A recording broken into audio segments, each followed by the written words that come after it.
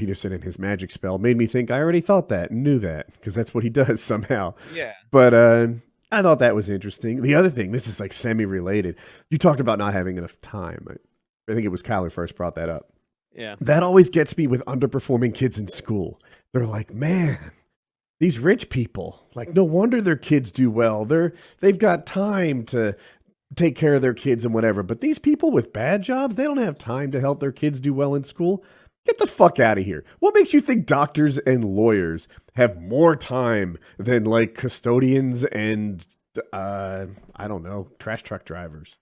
Like, I got the answer for that one. Go ahead. Obviously, if your husband is a doctor or a lawyer, you can be a stay-at-home mother / teacher, which is kind of what I grew up with. Like my mom stayed at home and tutored me every day, So like from the time I was 3, we've got the alphabets out, and we're learning how to read and talk and all that stuff. I wonder if it's like causation and correlation kind of thing, because like I went to a private school and was like very lower of the end of the road for the people going there, and there were a lot of very wealthy kids with stay-at-home moms that were just fucking idiots. And then there were also a lot of kids on grants that were like incredibly genius. Now I know that's like selection bias because they had grants because they were showing that they wanted to, work and stuff. But like ultimately I almost wonder if it's just like, if you have the financial ability to pay for tutoring, you are vastly more likely, or not even tutoring, but if you just have like the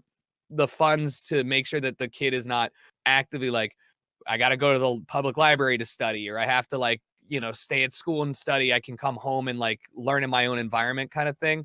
I almost wonder if it's like a causation doesn't equal correlation thing. I'm sure there's people of like across the spectrum, smart kids that are rich and idiot kids that are rich, and then smart kids that are poor. And to me, it's this. The term is the soft racism of low expectations, but I don't like racism because we're not talking about race. We're talking about like socioeconomic classes, right? So we'll call it the soft socioeconomic classism of low expectations. Like, oh, is your father, I don't know, entry-level auto mechanic? Well, he probably didn't have time to help you with math. Yeah, he did. Right. He didn't work more hours than that doctor or that attorney or that other thing. Probably, if your dad is a computer scientist, he just maybe carved out time to help you with school. This is a complicated topic because it's socioeconomic. Like it's like an entirely broad.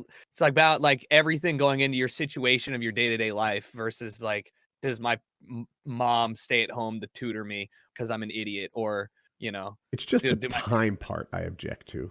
The time part doesn't make sense. I have less time now than I did 3 years ago. Like and I very much value the hour of free time I get a day, and that's also a large reason why I'm not actively trying to date somebody. It's like, well, I don't have fucking time for you. Like that, when am I going to masturbate if I have to date you? So there's not like, the time portion that's of this joint stupid. Time, Tucker.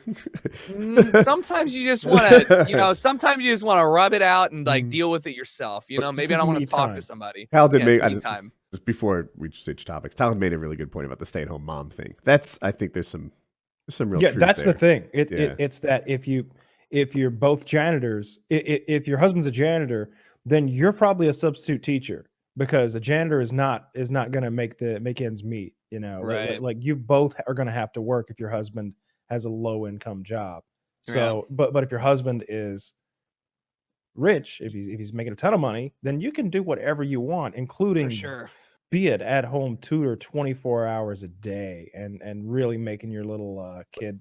I still suspect that if you were to account for that and compare two successful career-driven parents versus two less successful parents, the janitor and the substitute teacher, that you would find the students of the two attorneys would do better. I meant to say the children. Absolutely you would. And it's because of a couple things. For one thing, obviously it's most likely the two parents who are both doctors probably produced a pretty smart fucking kid. And the two parents who are both janitors might not have produced the smartest fucking kid. And also the two doctors can afford tutors and better schools. And they probably live in an area that has better schools. They're probably feeding them better food, so these kids are their There's brains a lot are of things that go into it. There's a lot going into this. More, but 100% you're being set up for success if you have the tools to, that you're. But that is not to say that janitor's kid cannot pull himself up by the bootstraps and beat the doctor's kids, in the race of life. If he's really determined to do so, he could be a Rudy, A Rudy, an intellectual Rudy. Yeah. Sure.